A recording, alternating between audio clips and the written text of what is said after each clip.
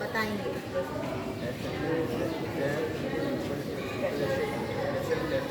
Effective exam preparation tips, वो तरीके जिससे आपका एग्जाम की तैयारी बहुत अच्छी हो सकती है, ज़्यादा से ज़्यादा आपको याद हो सकता है, ज़्यादा से ज़्यादा आपकी प्रोडक्टिविटी बढ़ सकती है।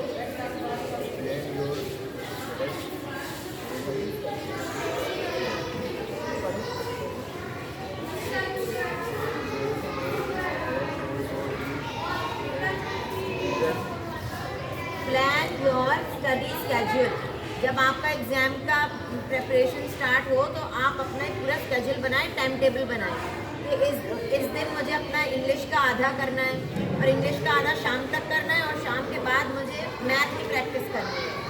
ऐसे गोल सेट करें जो आपके लिए आसानी से अचीवेबल हो सके, ठीक है, और उनको आप करने की पूरी कोशिश करें कि वो मुझसे हो जाए जो मैंने अभी सेट किया है। एग्जाम का फॉर्मेट क्या है आपको समझ में आया? अब तो आप कई अरसे से दे रहे हैं ये वाले एग्जाम, जो नए पेपर्स आ रहे हैं, क्या एग्जाम में किस तरीके के सवाल आ रहे हैं? किस चीज के? अंडरस्टैंडिंग के क्वेश्चन आ रहे हैं। यस, ये सवाल नहीं, जब मैं बोलूँगी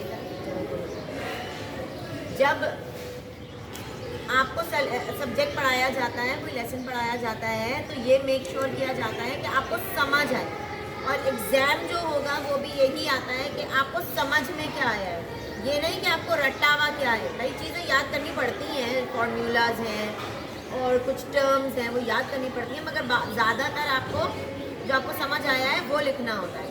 समझ आया जो है वो हम लिखेंगे कैसे, क्या फॉर्मेट है उसका?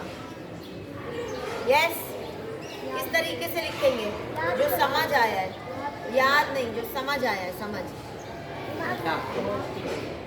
किस तरह? दिमाग से। दिमाग को उठा के तो कॉपी में नहीं डाल देंगे ना, लिखेंगे कैसे? क्रिएटिव राइटिंग के थ्रू। एक ही ऑप्शन है क्रिएटिव राइटिंग के थ्रू, ठीक है। जो आपको समझ में आया है आपको उसको वर्डिंग्स में डालना है, अपने अल्फाज में लिखना है, तो आपको क्रिएटिव राइटिंग के थ्रू लिखना होगा।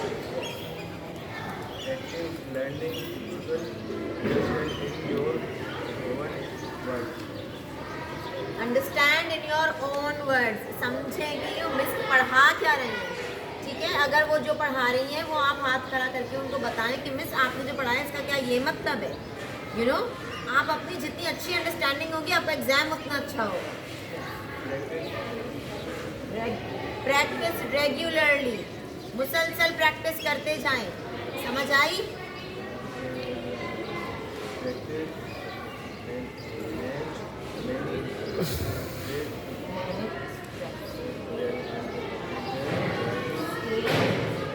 Stay positive and manage stress. Exam की टेंशन किसको होती है? किसको होती है एग्जाम की टेंशन? किसको? आप सबको होती है। तो एग्जाम की टेंशन दूर कैसे होगी? याद करके, पढ़ के। हमने कितने वक्त नमाज पढ़नी होती है? तो अपने डे को हम 5 में डिवाइड कर लेते हैं, ठीक है। ये जो टाइम है फजर से जोहर तक का, हम इसमें ये वाला सब्जेक्ट पढ़ेंगे, जोहर से असर तक में दूसरा, और फिर अगले दिन जो हमने पढ़ा है वो हम 10 मिनट उसको रिवाइज करेंगे, फिर अगला सब्जेक्ट उठाएंगे या अगला चैप्टर उसी सब्जेक्ट का उठाएंगे। जितना आप पढ़ेंगे आपका स्ट्रेस लेवल उतना कम होता जाएगा, नीचे आता जाएगा।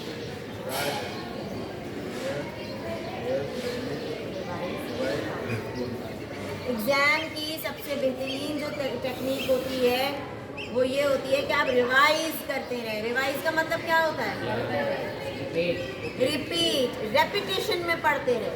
मतलब अगर आपने कल जो चीज़ पढ़ी है, कल पढ़ के किताब बंद करके छोड़ना नहीं है, कल जो पढ़ा उसको आज दोबारा रिवाइज करना है, दोबारा पढ़ना है वो, ठीक है। फिर परसों जो पढ़ा है, 2 दिन पहले जो पढ़ा है वो आज फिर रिवाइज करेंगे।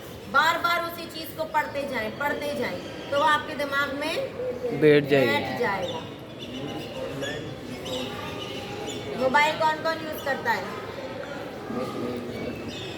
मोबाइल में भी वो चीज़ें यूज़ करें ड्यूरिंग एग्ज़ाम, वो चीज़ें देखें जो आपके एग्ज़ाम के रिलेटेड है।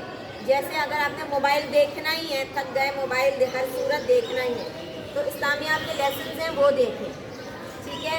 मैथ के क्वेश्चंस किस तरह सॉल्व होते हैं वो देखें, यूट्यूब पे हर चीज़ है, समझ आई। साइंस के एक्सपेरिमेंट्स देखें, जो साइंस का चैप्टर है वो यूट्यूब में भी कई लेसन पढ़ाया हुआ होता है किसी और टीचर्स ने, किसी और तरीके का, वो खोल के देखें, स्पेशली ड्यूरिंग द एग्ज़ाम, समझ आई। जो भी आप लोग लेसन उसमें देखें, टीचर्स के भी जो लेसन आप पढ़ रहे हैं और जो सोशल मीडिया पे देखें, उसके साथ साथ कॉपी पे नोट्स बनाते रहें हाथ से। सबसे ज़्यादा मुश्किल सब्जेक्ट कौन सा लग रहा है? कौन सा हाथ खड़ा करके बता। SST। और किसी को सबसे मुश्किल सबके लिए SST है? और कोई? कंप्यूटर और senior you will be out from here. Ahmad, math और इंग्लिश मुश्किल लगता है?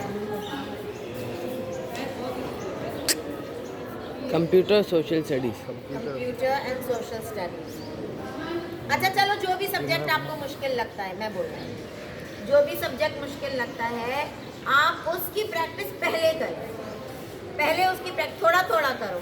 अगर आपको कंप्यूटर मुश्किल लग रहा है तो कंप्यूटर के 2 सवाल सिर्फ उठाएं और फजर के वक्त फजर पढ़ के 2 सवाल आप एक दफ़ा पढ़ लें, ठीक है। फिर ज़ोहर की नमाज पे जाने से पहले एक दफ़ा वही 2 सवाल दोबारा एक दफ़ा पढ़ लें, याद मत करें, बस पढ़ लें। इस तरह 5 वक्त की नमाज से पहले, नमाज पे जाने से पहले 2 मिनट सिर्फ वो 2 सवाल पढ़ लें पूरा दिन।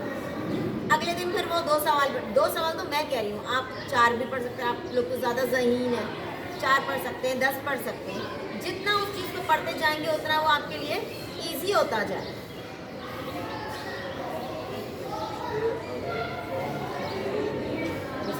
Stay away from distractions. ऐसी चीज़ों से दूर रहें जो आपको अपनी तरफ मुतवज्जो कर रहा है। जैसे क्रिकेट खेलने के लिए बच्चे आ गए नीचे कि चलो आओ क्रिकेट खेलो, तो आप मत जाएं क्रिकेट खेलने। यस, ओवर हियर जी। और अगर आपको गेट पे बेल बज रही है दरवाजे पे, आप मत जाएं, अम्मी देखेंगी ये, जब तक हफ्ता 10 दिन आपके एग्ज़ाम हो रहे हैं, ठीक है। डिस्ट्रैक्शन से दूर रहें, पढ़ाई की तरफ ध्यान लगाएं। अपना टेस्ट हर रोज़ खुद लें, ठीक है।